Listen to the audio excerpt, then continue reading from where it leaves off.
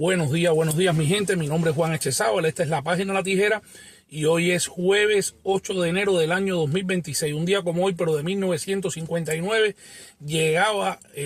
la bestia de Virán, el monstruo de Virán, el demonio de Virán, la rata de Virán, Fidel Castro Ruz con su pandilla de delincuentes que en el año 1953 habían asaltado el cuartel Moncada, un acto terrorista según las normas de lo que es el terrorismo hoy en día,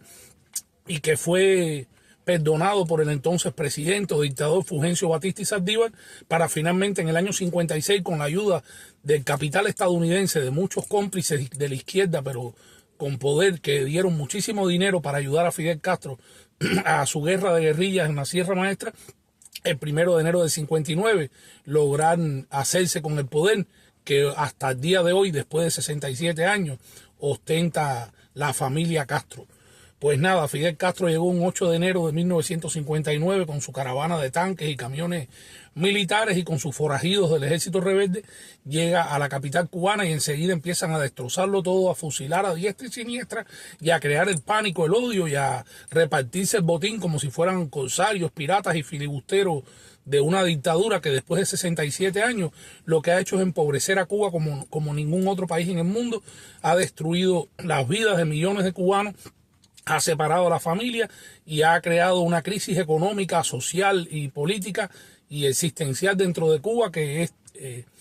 difícil, ¿no?, sobrevivir en esa isla tras 67 años de esa dictadura opresora. En las últimas horas en Martín Noticias, el periodista Mario Pentón destapó la caja de Pandora, la historia de Roca Sánchez, el coronel Roca Sánchez de la Dirección de Seguridad Personal del MININ,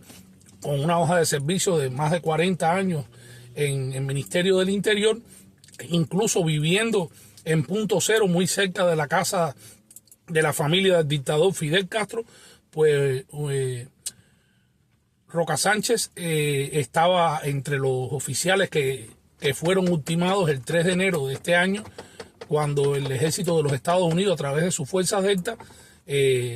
llegaron a Miraflores y sacaron al tirano Nicolás Maduro y lo extraditaron hacia Estados Unidos, donde va a comparecer ante la justicia estadounidense por sus crímenes y sus vínculos con el narcotráfico, junto a su esposa Cilia Flores.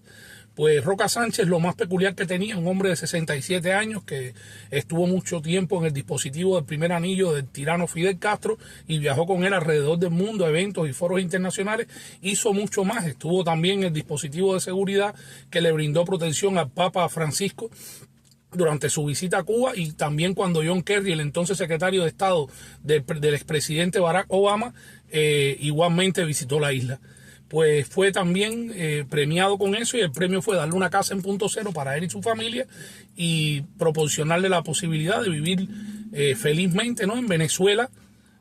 siendo uno de los jefes del dispositivo de seguridad del fallecido dictador venezolano Hugo Chávez y posteriormente de Nicolás Maduro hasta el día 3 de enero de este año, donde 32 miembros de las Fuerzas Armadas castristas y del Ministerio del Interior fueron ultimados durante el operativo de extracción del tirano Nicolás Maduro y su esposa Cilia Flores. Bueno, déjenme decirles que según Pentón y un analista político que se encontraba en este panel, en esta directa que hizo Martín Noticias, las hijas viven en los Estados Unidos, las hijas de Humberto Roca Sánchez, coronel de la Dirección de Seguridad Personal y de la Dirección de Contrainteligencia del Ministerio del Interior castrista, un represor también, porque todos son represores, pues viven en los Estados Unidos. La más pequeña dice que vive desde el año 2014, que emigró hacia los Estados Unidos, no se dice cómo fue que emigró, pero está aquí en los Estados Unidos, y la otra, la mayor, vino en el año 2022 cruzando frontera, fue enseguida pidió un parol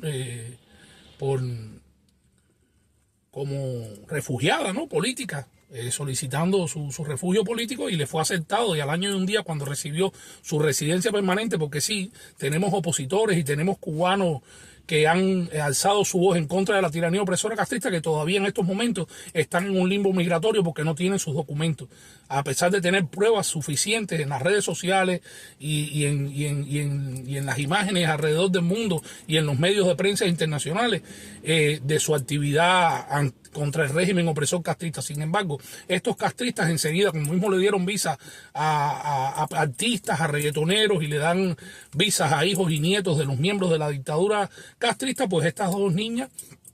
tenían su estatus legal, pero ese no es el tema. Si eran refugiadas políticas y si su padre, ostentando ese tan alto cargo, se convertían de facto en enemigas de la más llamada revolución, ¿cómo es posible que viajaran regularmente a Cuba? Pues nada, sí hay registro y según Pentón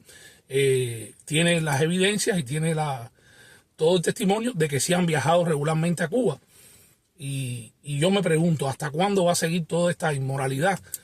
política y toda esta inmoralidad que mientras persiguen a personas que en un momento determinado se viraron en contra de la tiranía opresora castrista, los hijos y nietos de los testaferros y de los miembros de esa cúpula dictatorial impunemente reciben enseguida estatus legales y viven con total tranquilidad, inclusive llegando a tener negocios, grandes negocios aquí, salidos de la nada, que evidentemente demuestran de que muchos de ellos han estado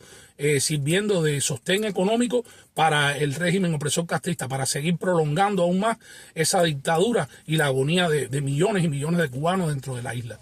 Pues este caso de Humberto Roca Sánchez no es el único, existen muchísimos casos más y a lo largo de todos estos años se han ido exponiendo a través de medios de comunicación independientes y de las redes sociales, y las autoridades estadounidenses han hecho nada o muy poco para poder revertir esta situación. En el caso de Venezuela, sigue la tensión en Venezuela. Delcy Rodríguez en estos momentos está tratando de deshacerse de los últimos remanentes del chavismo y del madurismo dentro de Venezuela, porque sabe que pudieran ser personas que en un momento determinado se le virarían. El peor de todo es Diosdado Cabello, que debía estar en estos momentos junto con Nicolás Maduro en la cárcel de Brooklyn. Debería ser Diosdado Cabello Rondón por sus vínculos directos y ser el lugarteniente directo del régimen castrista, de la cabeza de la serpiente del mal, el eje del mal de Latinoamérica, dentro de Venezuela. Pero a Diosdado Cabello ya los Estados Unidos lo tienen sentenciado, igual que a Vladimir Padrino, el jefe del ejército narcochavista de Venezuela, y en su momento determinado no van a ser extraídos, van a ser eliminados como merecen por sus crímenes de lesa humanidad contra el pueblo venezolano, independientemente de ser de los jefes del cartel de los soles, los que han movido en los últimos 26 años el narcotráfico en la zona del Caribe.